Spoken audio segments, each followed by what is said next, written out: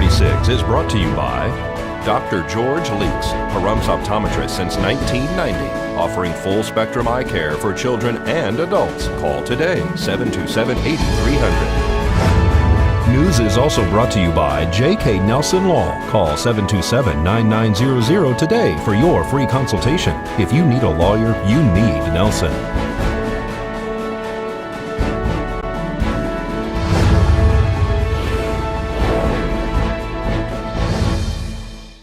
Tonight on News 46, a local business catches fire on Sunday morning. Engines were revved up at the Speedway over the weekend, and Valley Electric Association gets ready for their annual meeting. News 46 starts now. You're watching KPVM News 46 with Deanna O'Donnell.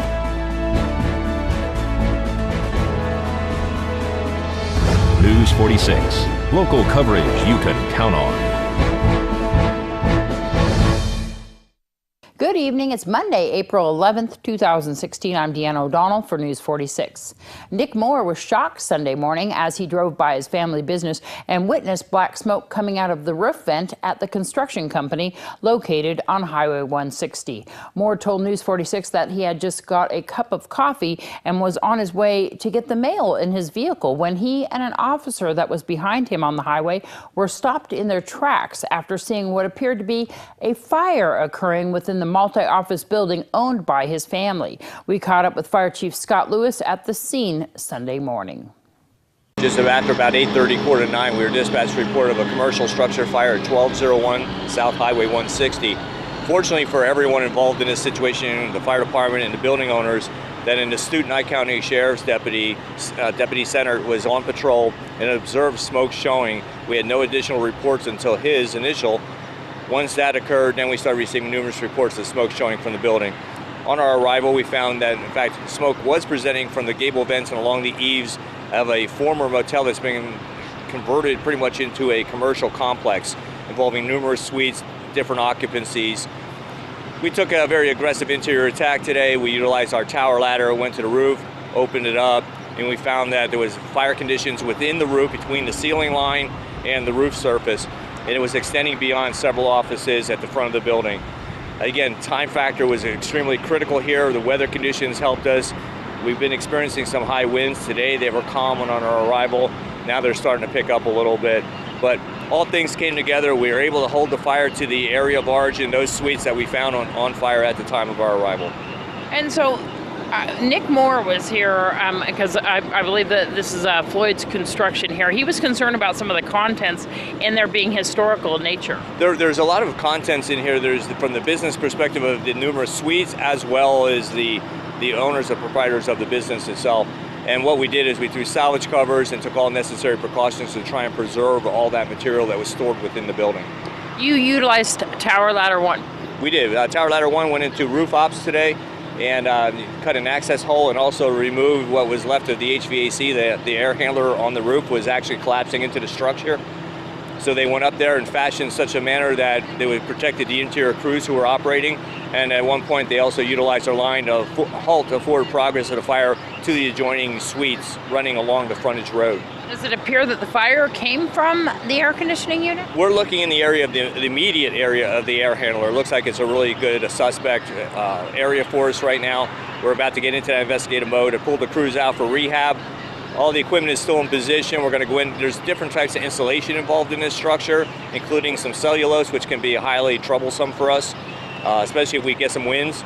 So we want to make sure everything's good before we leave the scene today. Is this an older building that was brought here from a military base? It's my understanding that this building originated in Nellis Air Force Base, was moved here decades ago, and re-established here in Pahrump.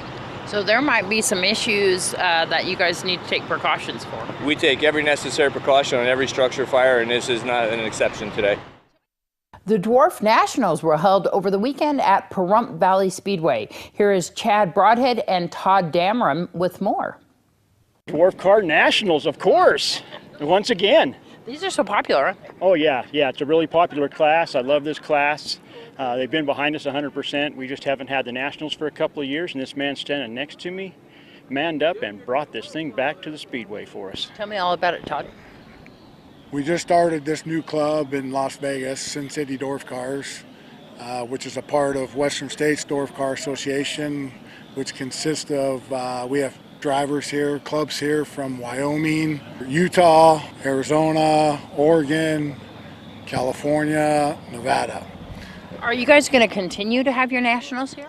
We continue to try to have one every year here. Chad helps us out a lot and allows us to do this. What does it mean to have a national race with classic cars here in Pahrump? We want the exposure, and to get the exposure, we have to bring these nationals to our track because we want the caliper drivers that they have. We got some big name drivers here, and to get that kind of people, we have to do these nationals, and it's awesome. It's awesome for the track, and it's awesome for the town. It brings a lot of money and revenue to our town for the weekend for 4 days.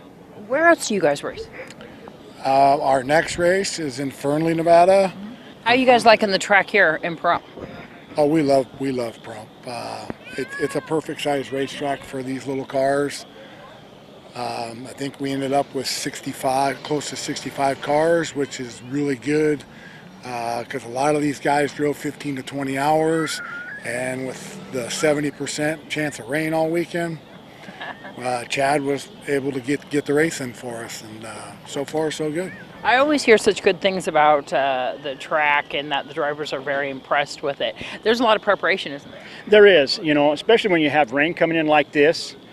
We looked at the forecast and it looked like 70% rain for both days. So we have to change the schedule and the way we grade the track and how we prep it.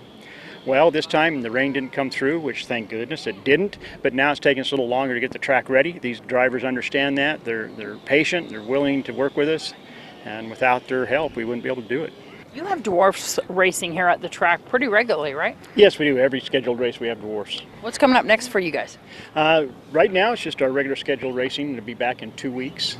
And just watch the website. We'll let you know about other events if we're going to have the late models come in. And all classes, right? Yeah, all classes, mini stocks on up. So. Wow. And that website is? PaHrumpValleySpeedway.com. News 46 will return in a moment with your Desert View Hospital health tip.